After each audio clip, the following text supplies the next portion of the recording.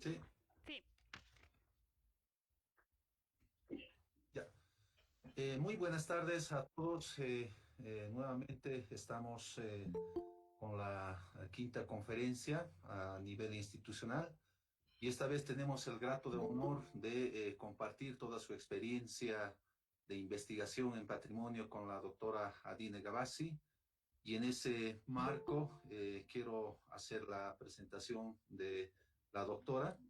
Ella tiene una amplia trayectoria en lo que es la arquitectura y paisaje prehispánico de Tiwanaku. No solamente una visión local, sino es una visión mucho más macro, mucho más, diría, de región andina.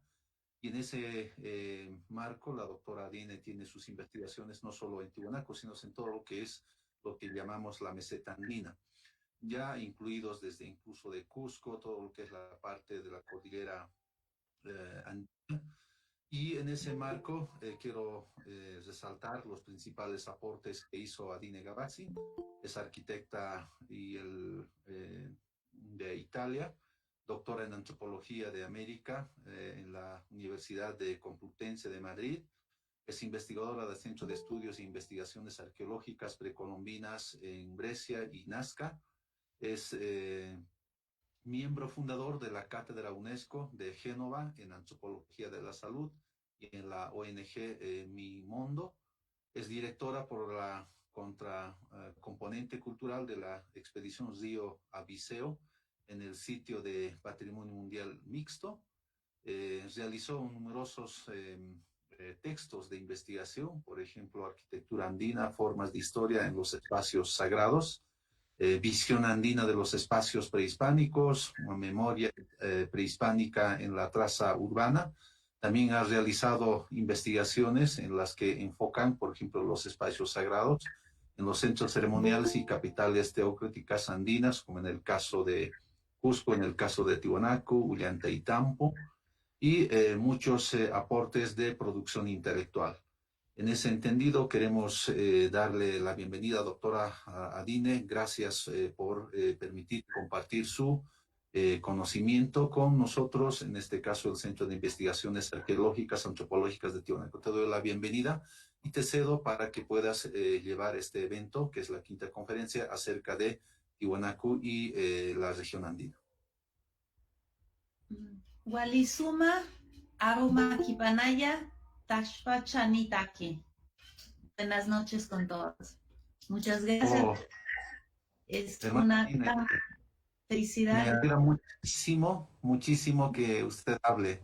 Entonces tengo que volver a reiterar mi invitación. Kamisaki Kuyaka, Aski Heipuki Panaya, Naira Kataru, Saranteñani, acá y Atichahuimapi. Buenas tardes, hermano.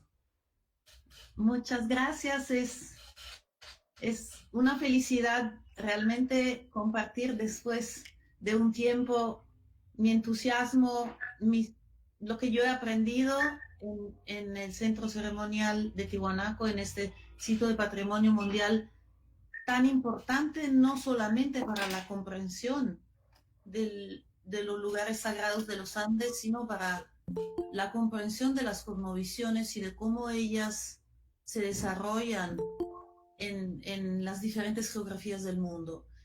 Con razón, Tiwanaku forma parte de un sitio de patrimonio mundial, porque los valores que contienen tan excepcionales hablan a todos. Y han hablado a todos desde que tenemos registros escritos, fotográficos, dibujos, textos.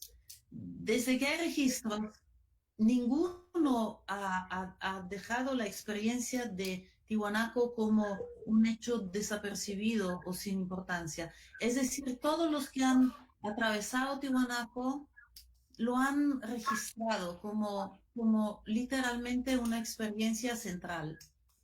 Y esa es la razón por la cual un poco vale la pena hablar de Tiwanaku, no solamente a partir del punto de vista de los importantes trabajos científicos que se han venido desarrollando en los últimos, digamos, 200 años, sino de la idea del lugar sagrado que Tiwanaku ha sido capaz de transmitir a pesar de las transformaciones, del abandono, de las miles de modificaciones que el lugar ha sufrido, ¿no?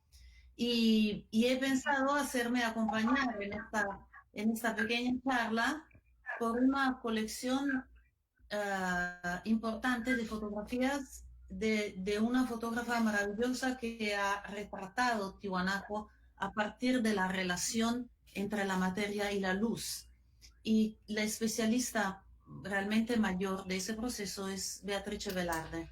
He tenido y tengo la oportunidad de trabajar con su maravilloso archivo. Ella ha viajado a Tiwanaku, ha realizado unos registros y así que todas las fotografías que ustedes van a ver forman parte de su trabajo. Entonces, vamos a empezar.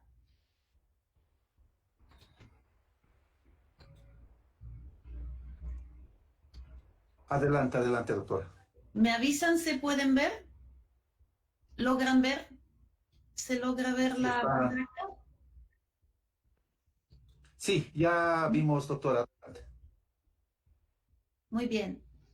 Entonces, el trabajo que se refiere a Tiwanaku o Taipicala o como lo queremos llamar, siempre se ha fundamentado en la relación entre la luz, la materia, la roca, el paisaje sagrado y de alguna manera un orden que asocia al agua a una llanura muy vasta. Y para organizar todo eso, los habitantes de esa región han encontrado los símbolos formales que le han permitido no solamente orientarse culturalmente, sino dejar una huella que todavía levanta muchos interrogantes en toda la investigación científica. La primera imagen que todos tenemos pensando en Tiwanaku es la famosísima Puerta del Sol, casi más retratada que estudiada, y que me gusta mostrar en esta imagen, porque inmediatamente la vemos relacionada a un territorio donde el color del cielo, la llanura extraordinariamente vasta, inmediatamente pone en contacto la arquitectura y la planificación con un territorio inmenso. A pesar de que una puerta se concibe como un umbral, donde quizás uh, poniéndose en el medio o atravesándola, se entraba a formar parte de un espacio elegido o sagrado, o uno tenía la oportunidad de ponerse en relación directa, por ejemplo, con los rayos del sol naciente. Una imagen de ese tipo, un umbral de ese tipo, se relaciona no a un pequeño valle o un contexto reducido o frente al cual hay una única montaña que domina, sino literalmente hacia el concepto de infinitud. Esa imagen nos muestra muy bien cómo una puerta trata de formar un marco, trata de limitar el inmediato sentido de ilimitado del cual todos los autores hablan. Todos los que empiezan a retratar ese umbral notan su monumentalidad, su vastedad, pero al mismo tiempo lo presentan como si se tratara de un elemento completamente alejado de su propia herencia. Acá, por ejemplo, Squire, un autor que viajó por todos los Andes y se dedicó a retratar muchísimos monumentos, siendo un hombre del 1800, del siglo XIX, pone esos contextos en atmósferas casi ruinistas, donde los personajes parecen unos caracteres que se mueven entre ruinas de un pasado incomprensible e inconocible, cuyos herederos son unos indígenas con los cuales casi no hay contacto.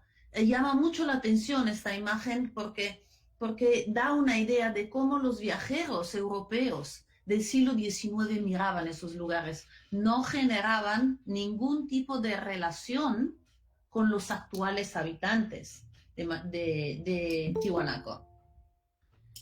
Al mismo tiempo, el impacto visual de una codificación que tiene una valencia inmediatamente comprensible e interpretada como astronómica, de ahí el término la Puerta del Sol, hace nacer los primeros dibujos al final de 1700.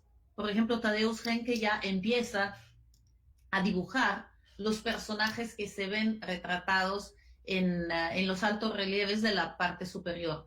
Pero como ustedes están viendo, lo que él trata de hacer es individuar unos personajes como con una cierta narrativa. Es decir, está buscando una identidad más que una cosmovisión o un cosmograma. Si vemos la parte trasera del mismo umbral de la Puerta del Sol, nos encontramos con unos nichos inferiores y superiores que producen a escala diferente el mismo umbral marcado más de una vez. En la parte inferior incluso pueden posicionarse personas, y el papel de las sombras y de la luz relativamente a esa parte que nosotros llamamos trasera de alguna manera arbitrariamente, nos indica cómo ese umbral pudo funcionar en dos lados, con dos caras. Eso es una forma de imaginar un umbral como un lugar que une y no un lugar que separa, que normalmente es la forma en que la arquitectura occidental trata de concebir los umbrales. El final de 1800 ve el nacimiento también de un interés científico, no solamente narrativo, no solamente ruinista, no solamente los viajeros. Aquí vemos, por ejemplo, Alfons Stubel y Max Zülle, que en 1892 empiezan a medir ese umbral. Ellos se dan cuenta, sobre todo Max Zülle, que fue uno de los primeros, digamos, uno de los pioneros del levantamiento científico como comprensión de un monumento. Fue uno de los primeros que se dio cuenta de una geometría que hoy llamaríamos fractal, es decir, elementos que se reproducían a escalas dimensionales diferentes. Poznański, que todos conocen por haber transformado el sitio de Tiwanaku casi en una obsesión personal y haber tratado de construir una teoría, una interpretación literalmente totalizante, que en el tiempo no ha tenido mucho éxito, en realidad tiene una atención y un interés fotográfico hacia los habitantes del lugar. Es el primer autor que mira a los habitantes no solamente como seres humanos, sino como testigos de una cultura, y se pregunta acerca de la relación entre los habitantes de un tiempo y los habitantes de hoy. Su trabajo tiene el mérito de haber puesto en primer plano la atención sobre un monumento quizás menos conocidos y menos estudiados. Y sus límites, como todos sabemos, es haber creado una teoría totalizante en la cual Tiwanaku no surgió como una grandísima expresión de una civilización que grabó en la roca sus cosmovisiones, sino casi el origen mismo de toda la humanidad del continente. Lo vemos acá en un retrato adentro de la Puerta del Sol, y pensé juntar la interpretación que Beatrice Velarde da de este umbral, en el cual nos muestra como la monumentalidad existe en la sencillez. O sea, la grandeza de un monumento no depende de sus dimensiones, sino de la importancia de las ideas y de las preguntas que levanta.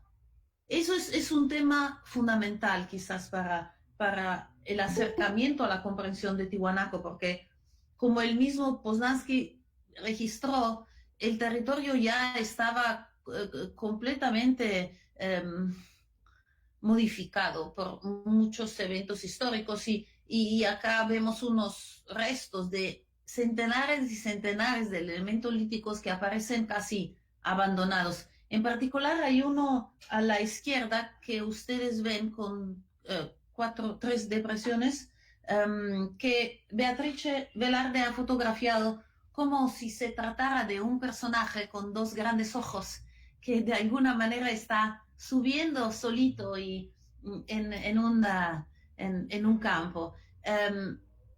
Hay un trato bien importante de la fotografía de Beatrice Velarde en Tiwanaku, y es como ella da vida a los elementos líticos. Ella no considera los elementos líticos como objetos inanimados, sino como seres.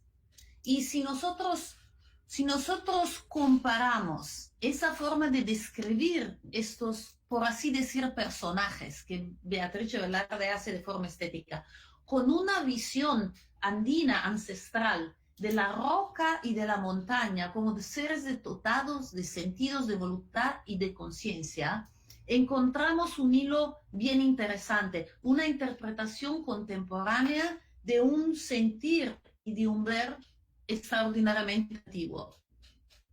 Poznański aquí también se da cuenta de la miniaturización del espacio construido.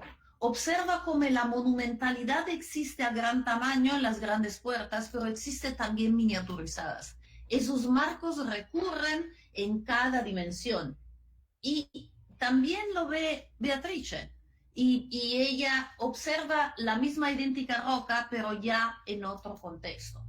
Ella ve esos elementos casi como náufragos de un sistema mayor, que fue juntado según una lógica y un sentido, y delante del cual hoy nosotros encontramos solamente fragmentos.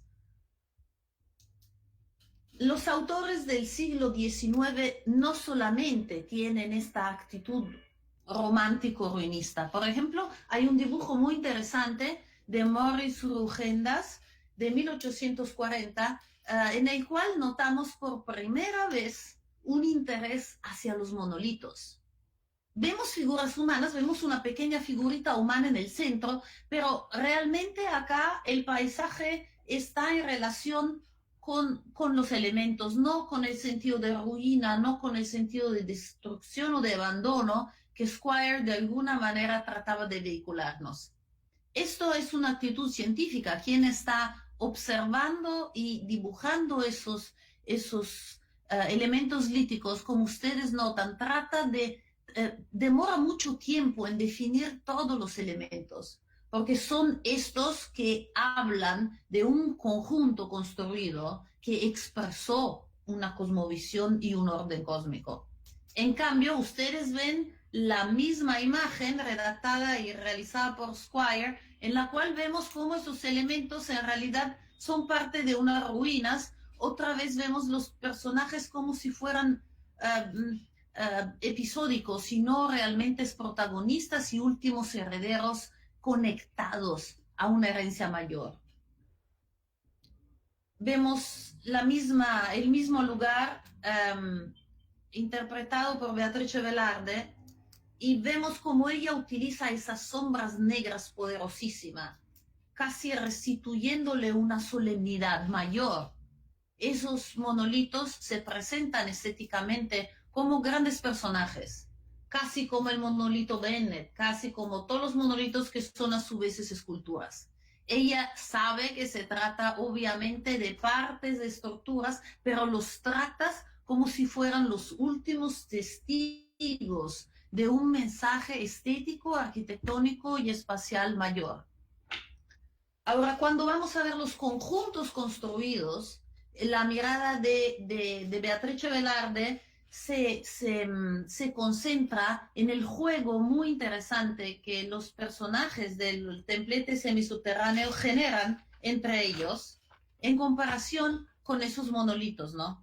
Que vemos en una combinación de andesita y piedra arenisca que todavía hoy no nos permite realmente entender una sucesión histórico-cronológica. En las interpretaciones de Vranic, Janusek, vemos que el templete semisubterráneo, siendo más pequeño, es casi considerado como anterior, pero por un lado la reconstrucción realizada, por el otro la combinación de esas dos piedras no permite realmente definir un antes y un después. Lo que Beatrice, en cambio, nos está mostrando es cómo en ese espacio de Plaza Hundida, una tipología andina importantísima de los espacios ceremoniales, al centro de los cuales había elementos que conocíamos como huancas, esa Plaza Hundida contiene personajes. es como si los antepasados, o lo que queda de las imágenes de los antepasados, se hubiesen reunidos como para participar o de alguna manera generar una conexión visual, física y real con el tipo de ceremonia que se estaba realizando en ese entonces.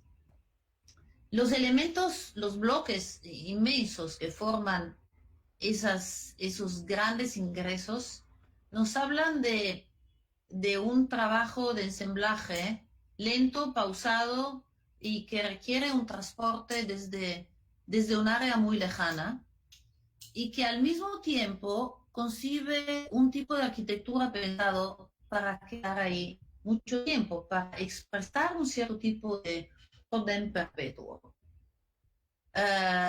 Eso fue así también en cualquier recinto y en muchísimas plataformas que definían espacios cosmológicos. Es decir, cada una de esas plataformas, cada uno de sus templos, proyectaba en la Tierra una cosmovisión celeste.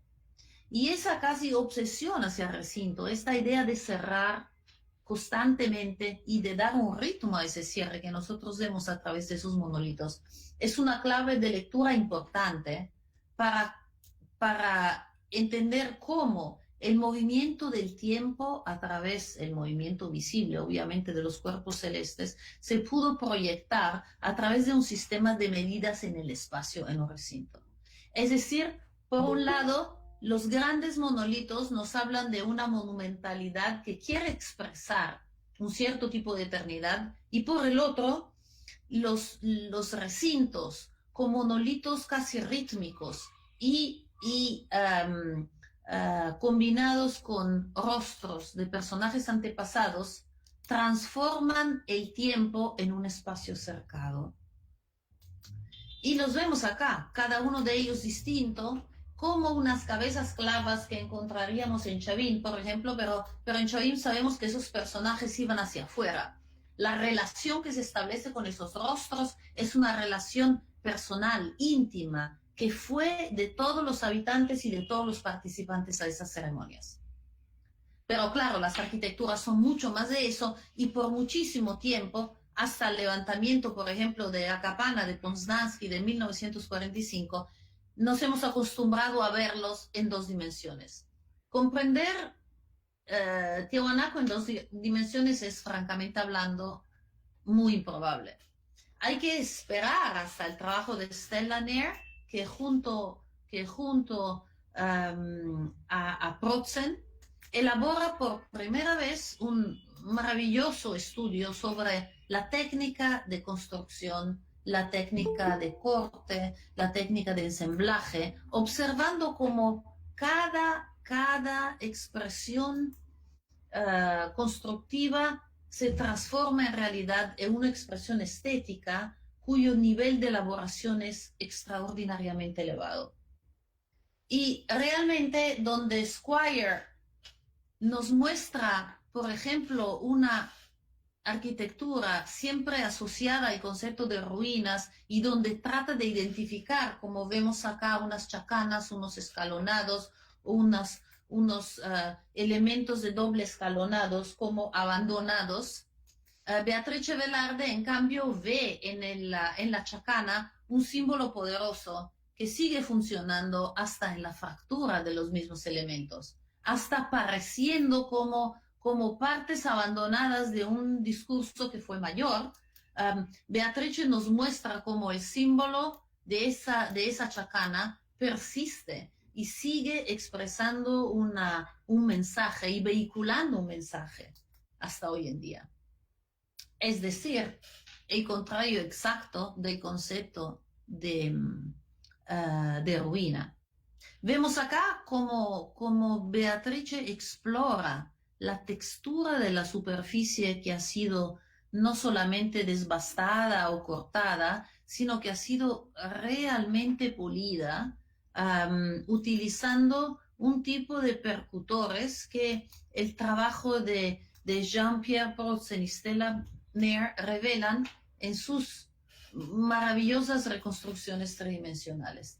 Son realmente los primeros que observan el acto de construir, Es decir, establecen un número de preguntas a partir de las ideas de los constructores. Eso es un punto importantísimo porque es solamente a partir de las ideas de los constructores y de sus resultados, como se ve también, por ejemplo, en muchos levantamientos tecnomorfológicos de muchos sitios, que nosotros logramos entender muchas intenciones a nivel constructivo general, ¿no? La idea del fractal que Max Zull empieza a rozar se vuelve acá una realidad, sea en las extraordinarias fotografías de Beatrice que en el análisis tridimensional que Jean-Pierre Protzen y Stella Nair realizan a principios del siglo XXI. Escalonado es un proceso en el mundo andino que existe en muchas dimensiones y a diferentes niveles. De hecho, la imagen del escalonado expresa un nivel, sea que se trate de un umbral, sea que se trate de un pequeño alto relieve, sea que se trate de un sistema escalonado y de un montículo, la comprensión de niveles de realidad, de niveles de evolución del espacio del tiempo, gobierna una idea cosmológica del mundo en el que nosotros estamos destinados a formar parte de niveles distintos. Es decir, que subir a un montículo escalonado, subir a un templo, significa atravesar esos niveles. Y cuando nosotros vemos una chacana, significa que esos niveles van en todas las direcciones. Por esta razón, para los incas fue tan interesante el utilizo de ese símbolo, porque ellos transformaron esta idea de expansión y superamiento en una chacana que va en 4 direcciones. Sin embargo, la realidad del fragmento y de la disolución del sitio es un desafío mayor. Y por esta razón, más que hacer inmensas teorías como trató Poznansky de juntar, encuentro que el trabajo minucioso y atento de Protzen y de Stella Nair, recomponiendo el esfuerzo, la técnica, las ideas que hay adentro del acto constructivo, sean realmente positivas. Vengo ahora a mi realmente pequeñísima intervención en Tiwanaku. Eso sucedió entre el 2008 y 2009. Participé al proyecto Tiwanaku, una misión europea de investigaciones arqueológicas soportadas por el Ministerio de Asuntos Exteriores italianos, el Ministerio de Relaciones Exteriores de Polonia y la Comisión Nacional Polaca para UNESCO, y con una tríplice dirección entre Giuseppe Refici, que fue, bueno, con él yo empecé, digamos, mi trabajo en los Andes, en Cahuachi, y gracias a él tuve la oportunidad de trabajar en Tiwanaku, con Mario Jokolski, del Centro de Estudios Andinos de la Universidad de Varsovia, un excelente arqueastrónomo con el cual nuestra cátedra tiene una buenísima relación también en otros sitios de patrimonio mundial, como por ejemplo Machu Picchu, y con Julio Condori, que hoy nos ha tan amablemente dado la bienvenida. Esas 3 entidades se juntaron en realizar un primer estudio sobre la roca del Cantatayita, con mucha probabilidad una miniaturización de un espacio sagrado, que fue concebida así para comprender en un espacio pequeño y medible con tus ojos una dimensión inmensa. Es decir, las que se llaman maquetas no solamente eran pruebas en la roca de una modalidad constructiva que se podía realizar en escala humana, sino también realizaban la miniaturización de conceptos y de cosmovisiones. Y hay un punto bien interesante que Beatrice nota con esta extraordinaria fotografía, y la podemos ver en esos pequeños grabados que parecen grabados vandálicos del siglo XX, y en realidad no son. Muchos de ellos expresan cruces o describen en época colonial un reconocimiento de esta roca como elemento sagrado. Esto es una fotografía que tiene un valor arqueológico etnográfico inmenso, porque nos indica que a pesar del abandono del lugar, a pesar de la transformación y de la disgregación de muchísimos templos y de muchas áreas, los habitantes de esa región siguieron llegando acá y dejaron ofrenda en esos lugares. De hecho, la excavación reveló lo que quedaba de todas las ofrendas que habían sido realizadas alrededor de esta roca mayor. Y sus actos, o sea, dejar su huella grabada en la roca, significaba volver a pertenecer, volver a establecer un lazo de comprensión con esa forma de organizar el mundo. Eso es el lindísimo principio del levantamiento realizado por Slavoj Žižkovský, con el cual hemos empezado a observar el espacio alrededor del Cataíta, y yo en particular me he dedicado a la observación del Cataíta como de un microcosmos, un pequeño espacio ceremonial miniaturizado delante del cual tú mismo te transformas en un gigante. Las miniaturizaciones tienen el poder extraordinario de transformarnos, gracias a la diferencia de medida, en gigantes. Pero claro, si seguimos en cambio mirándolos desde un punto de vista occidental y del siglo XIX, solo vamos a encontrar levantamientos en los cuales las plazas hundidas y los montículos escalonados son asemejados a geometrías exactas. La mirada desde el cielo, sin embargo, es una tensión y es una pregunta importante para toda la investigación occidental. El primero que realiza un dibujo muy interesante del área es Adolphe Bandelier en 1894, y llegamos muy rápidamente, por el poco tiempo que tenemos para esa pequeña charla, a la más reciente y más novedosa interpretación de ese mismo espacio, un poco más de 100 años después, en el cual Nicola Massini y Rosa La Saponara, juntando a diferentes tecnologías, integrándolas en una única imagen, desde LiDAR, desde imágenes satelitales, desde radar geomagnéticos, desde levantamientos desde el aire y desde la tierra, logran generar mapas en los cuales se ven los movimientos, por ejemplo, de los canales, de los fosos, de las aguas, y logran darnos, gracias a la integración de diferentes tecnologías, una nueva visión de Tiwanaku a partir de su planificación territorial. Ese trabajo es realmente muy importante porque Nicola Massini ha sido un pionero de esta tecnología.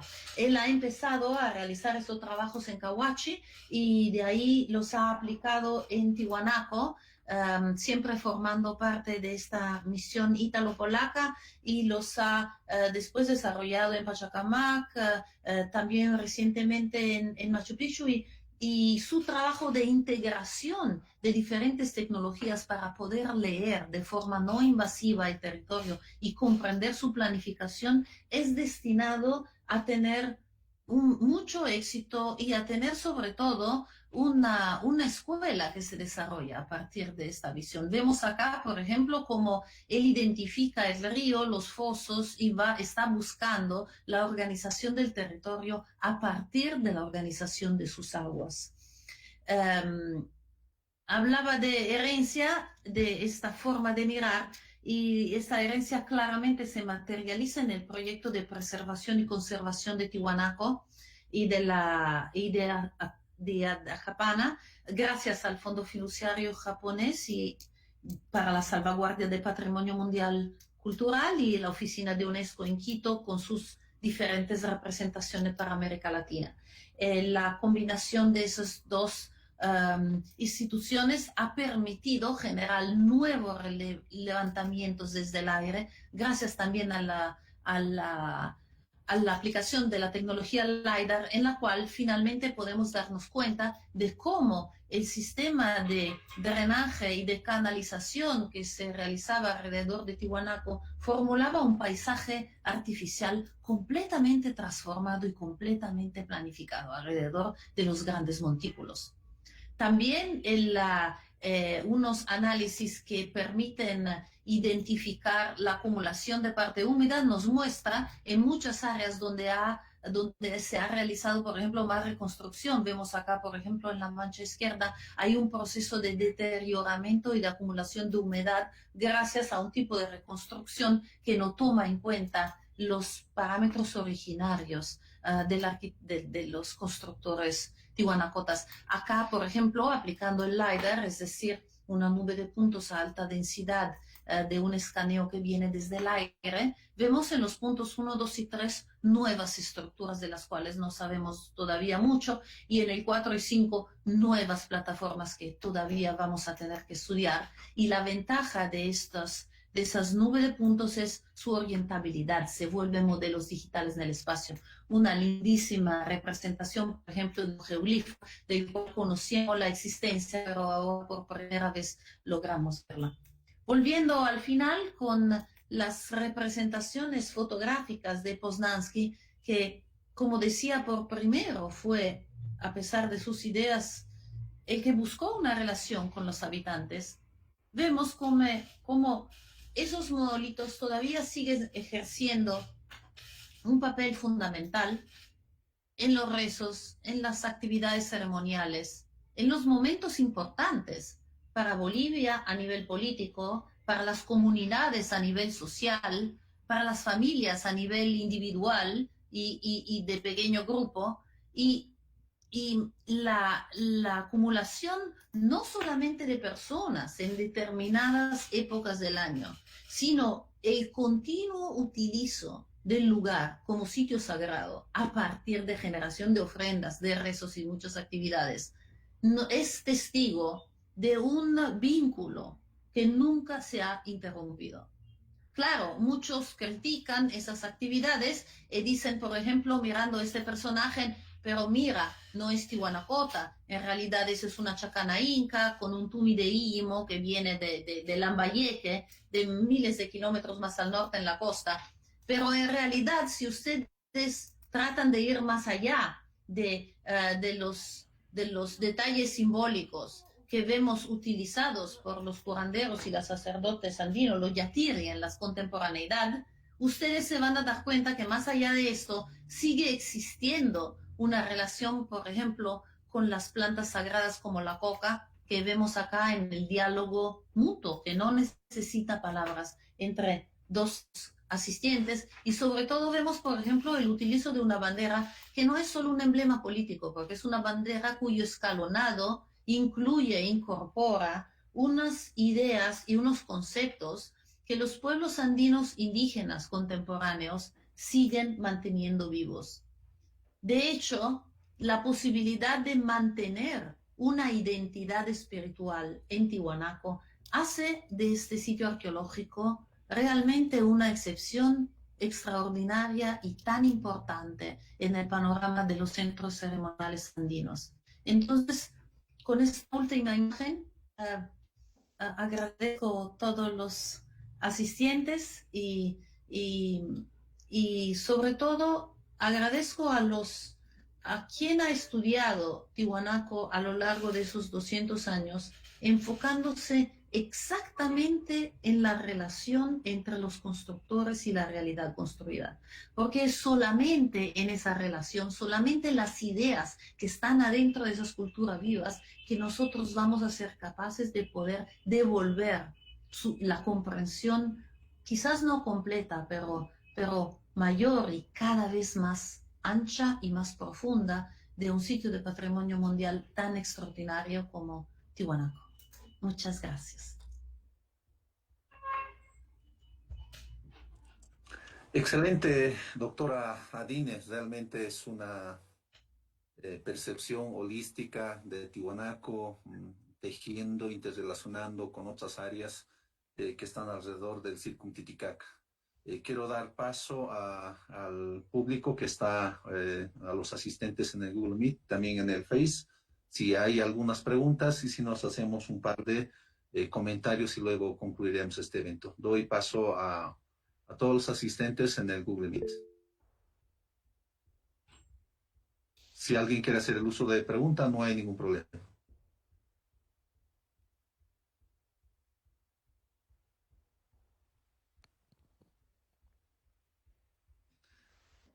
Bueno, doctor, para mí, Aquí hay una pregunta. adelante, adelante. Me gustaría, Pablo José Trincao López, te saluda y yo también me pregunta si me gustaría si se puede profundizar brevemente en la relación de la arquitectura con la astronomía. Oh, sí, claro. Adelante. En el mundo ceremonial, en el mundo de la arquitectura ceremonial andina, las cartografías celestes se proyectan en la geografía. Es decir, las planificaciones territoriales son cartografías terrestres proyectadas desde el cielo. El orden del cielo se manifiesta en la tierra. Y para poder aseverar esto, se realizan edificios, estructuras, caminos, elementos, áreas que permiten el control y la medición de los cuerpos celestes según su movimiento en el cielo. Entonces, postes, puntos de vista, caminos recorridos, umbrales, lugares desde los cuales tú puedes observar y ser observado por las fuerzas del cosmos. Relacionarse con el cosmos de esa manera, es decir, generar una armonía entre tu comprensión del calendario, de los fenómenos astronómicos y tu propio lugar y tu propia vida y tu propio destino como sociedad y también como individuo, es la función de la arquitectura ceremonial. La arquitectura ceremonial tiene que relacionarse con los cuerpos celestes porque genera un tipo de espacio armónico, genera un lugar donde tú te transformas en una persona mejor porque todo en ese espacio está en orden con el cosmos. No sé si he contestado. Sí, sí, Sí. Hay otra doctora. pregunta. Buenas Doctora, noches. ¿Qué opinas de la teoría de Poznansky respecto a Tiwanaku? Tiene más de 15.000 años, 20.000 años, 30.000. Bueno, el lugar fue sagrado siempre. El lugar siempre fue sagrado. La construcción que se realiza en Tiwanaku es una declaración codificada de este sentir. Y ese sentir es en todos los que han caminado por ahí. Es decir, todos los que han viajado a ese lugar han percibido esta relación especial entre el horizonte, la forma de la montaña, los colores, la tierra, la temperatura, este sistema armónico. En la época de los Tiwanaku, que nosotros a través de radiocarbonos sabemos que corresponde más o menos a la época intermedio temprano, se ha realizado esta arquitectura monumental que ha codificado socialmente, económicamente y también en el espacio esas ideas. Ha transformado una forma de sentir el espacio sagrado en estructuras. Entonces, si la ciencia, digamos, desmiente ese 15.000 desde el punto de vista de las estructuras, la verdad es que un lugar sagrado siempre lo es, antes y después de la realización de arquitectura. Entonces, si nosotros queremos decir que Poznansky hablaba de la dimensión sagrada del espacio, eso sí siempre fue. Pero si estamos hablando de las arquitecturas, incluso de la secuencia constructiva, porque sabemos que no hubo solamente una fase constructiva. En cualquier excavación eso ha sido confirmado. Es evidente que tenemos que restringir esta antigüedad. Pero quiero decir una cosa, siempre hay esta obsesión entre los arqueólogos y los historiadores de encontrar el lugar más antiguo. El punto no es encontrar un lugar antiguo, es encontrar un lugar que contenga muchos mensajes y muchos significados. Lo poderoso de Tiwanaku, la importancia trascendente de Tiwanaku, no viene de su antigüedad, viene de la profundidad de los mensajes que logra transmitir a pesar de haber sido fragmentado al punto que nosotros vemos.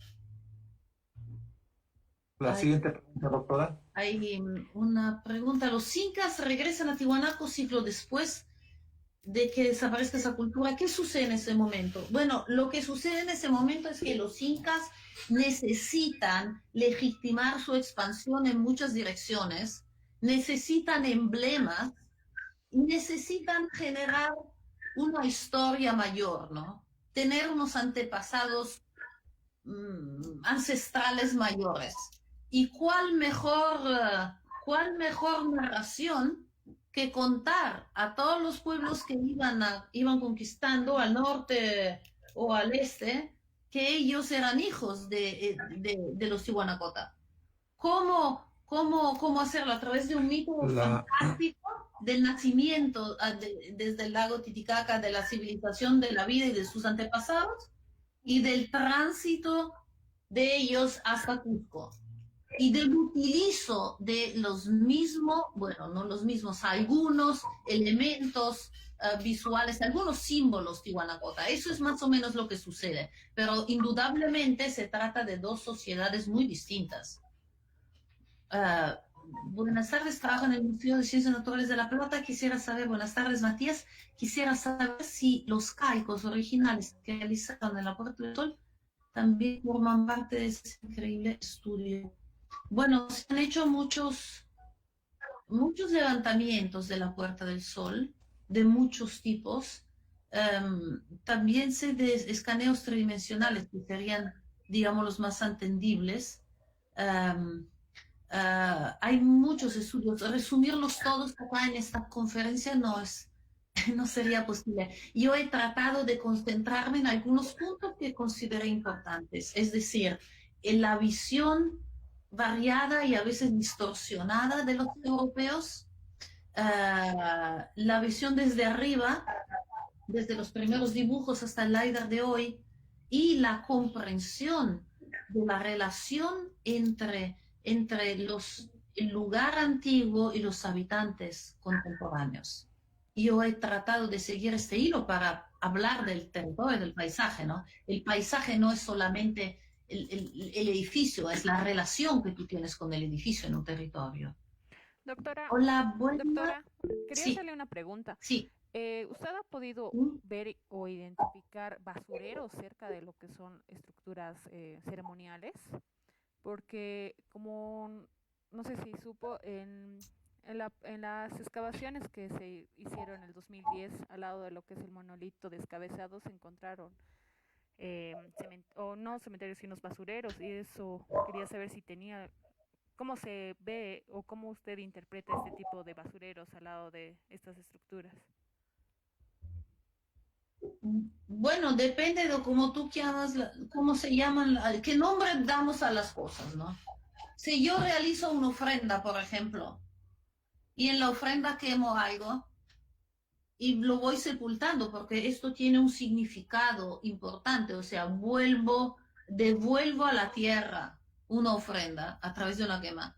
Si yo llamo eso basurero o basural, lo estoy equiparando a lo que yo boto desde mi casa cada semana y no es la misma cosa.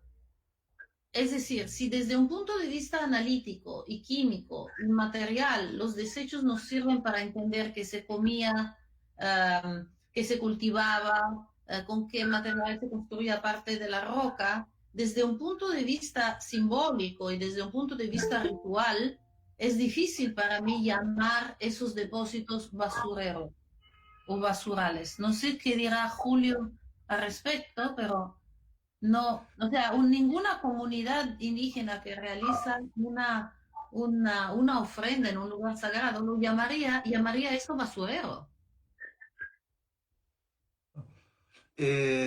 Doctora, en el caso de la pregunta anterior, evidentemente, como usted señalaba, la funcionalidad y el significado que se están dando a los espacios sagrados del pasado y entre hoy, hay una diferencia abismal. Hay una concepción bien distinta del manejo del espacio sagrado, lo doméstico, lo espiritual. Y en ese entendido, nosotros seguramente al finalizar de todas las conferencias vamos a hacer un pequeño punteo de todas las investigaciones en los últimos 5 años que se ha hecho en Tiwanaku, ¿no? Hay otra pregunta, doctora, que me gustaría que usted también pueda hacer comentario. Dice de André, José Andrés. Una linda pregunta Jiménez, sobre la bandera, me parece. Sí. Existe una sagrada, la pregunta es lo siguiente, ¿existe un sitio sagrado similar en cuanto a la monumentalidad de Tiwanaku? ¿Qué particularidad tiene este sitio que lo diferencia de los demás? Es la pregunta del señor. Bueno, monumental significa, viene del verbo latín moneo, que significa monito, significa te doy un mensaje. Monumental no significa grande, significa dar un mensaje grande. Entonces tú puedes ser monumental aún con algo pequeño. De hecho, las puertas del Sol y de la Luna no son tan grandes físicamente, pero indudablemente son monumentales porque contienen significados y mensajes mayores. Es muy difícil encontrar lugares comparables con Tiwanaku. Si hablamos de roca en los Andes, quizás Machu Picchu es uno de sus lugares, pero tienen que considerar que Machu Picchu se desarrolla ante todo en época inca y sobre todo en unos Andes casi amazónicos que suelen llamar ceja de selva, donde el paisaje es completamente vertical, la comprensión del horizonte, de las montañas, de los tapos, de los antepasados, es diferente y por ende la forma de toda la planificación es distinta. Lo que quizás esos lugares tienen en común es la noción de lugar sagrado monumental, la noción de que no cualquier persona puede llegar ahí, la noción de que pertenecer o estar adentro de un recinto es un privilegio, y la noción de que para llegar ahí tú pasas algunos niveles, es decir, tú pasas a través de escalones, literalmente. Y quiero con eso tratar de contestar también a la pregunta de la bandera, una persona que me decía si en la bandera se ve este escalonado. Yo pienso que sí. Es decir, la bandera contemporánea, multicolor, que nos habla de un arco iris, lleva consigo algo de esa idea del escalonado. También del dividir, del separar y de componer elementos diferentes, pero con el mismo derecho en un sistema unitario. Es una lindísima bandera en ese sentido, ¿no? ¿Qué significado? Otra pregunta importante que requiere de por sí una conferencia solita es qué significado le puede dar usted a la chacana Tiwanaku y su diferencia con la chacana inca. Gracias, Pablo. Yo puedo responder así. Estoy escribiendo en esos días un artículo que justamente habla de la idea de la cuadripartición. Desde que nace, atravesando el gran momento que logra en Tiwanaku para llegar hasta los incas. O sea, la idea de cuadripartición, 4 direcciones, en un proceso escalonado que significa subir hacia la montaña, hacer un esfuerzo, mejorarse, llegar a otro nivel, es un tema mayor e importantísimo para la codificación de niveles, diferentes niveles de comprensión y de conciencia del espacio que tú estás ocupando. Por eso todo es escalonado, porque todo tiene un nivel. Doctora, pero realmente... sí. Hay otra pregunta sobre alguna información sobre los canales de desagüe de Tiwanaku, los cuales permiten que no se inunde Tiwanaku, ¿no?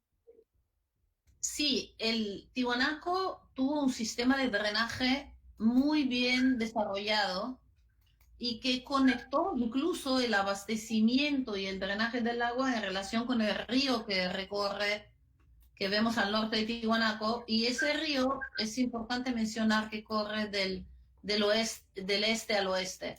Y el hecho de que corra en esa dirección es importante porque nosotros sabemos que la Vía Láctea, según la cosmovisión andina, es un mayo, o sea, es un río también. Entonces, tener un río en esa forma, en esa posición, con esa digamos, características geográficas, permite a los habitantes imaginar y construir un espacio cerca y en combinación con un río cósmico que va del este al oeste, exactamente como los cuerpos celestes, exactamente como el mayo de la Vía Láctea. Es un detalle importantísimo del cual no se habla suficientemente, porque forma parte de la planificación del paisaje. Y evidentemente el sistema de drenaje fue muy elaborado y muy avanzado, porque en las imágenes que hemos visto anteriormente, donde hay acúmulos de humedad en las zonas que han sido reconstruidas sin tomar en cuenta el drenaje originario habla de por sí. Toda la zona fue capilarmente drenada.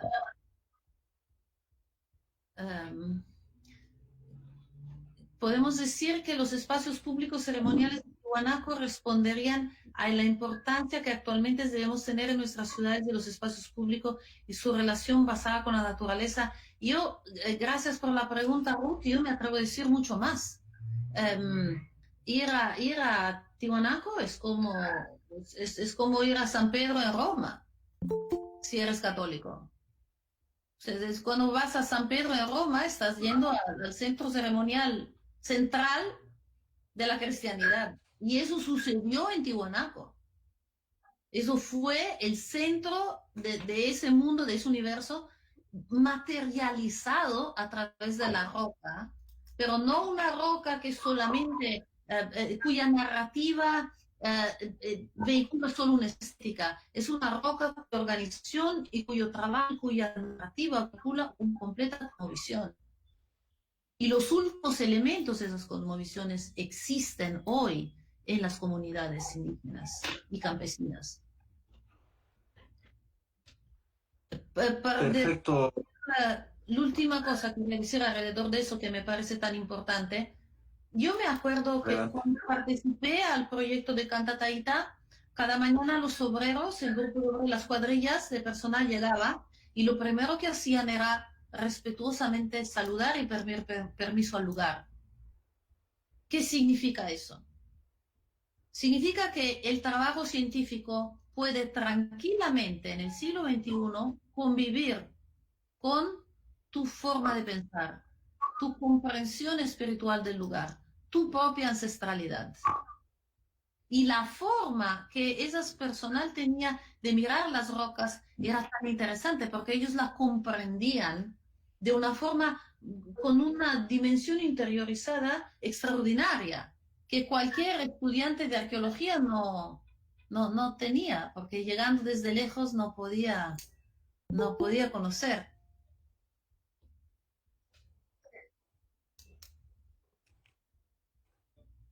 Perfecto, doctora. Queremos darle muchísimas gracias por la excelente disertación. Ha sido muy académico, técnico, hay muchísimas preguntas. Seguramente habrá otro espacio para seguir compartiendo en la institución y vamos a seguir también escribiéndole para poder intercambiar ideas, de poder también conversar sobre los resultados de las últimas investigaciones que hemos tenido en Tiwanaku. Y también quiero agradecer a todos los asistentes, tanto en las redes sociales, en el Meet, en el Facebook institucional, las preguntas que hicieron. También quiero invitar a todos ellos que nos acompañen el próximo viernes, que va a estar con otro de los investigadores, que es José Luis Paz Soria, con el tema de la Huaca de Acapana, de Tiwanaku, desde un punto de vista de etnohistoria y arqueología. Con esto, doctora, cerramos esta sesión y decirles a nombre del Centro de Investigaciones Arqueológicas, Antropológicas y de Administración de Tiwanaku, muchísimas gracias por compartir tu experiencia, tu conocimiento, siempre es un aporte fundamental y esperemos que muy pronto estemos nuevamente hablando de Tiwanaku, pero principalmente acerca de los resultados. Muchísimas gracias, doctora Adit. Muchísimas gracias a ustedes, a todos los que han escuchado, a la dirección de la institución.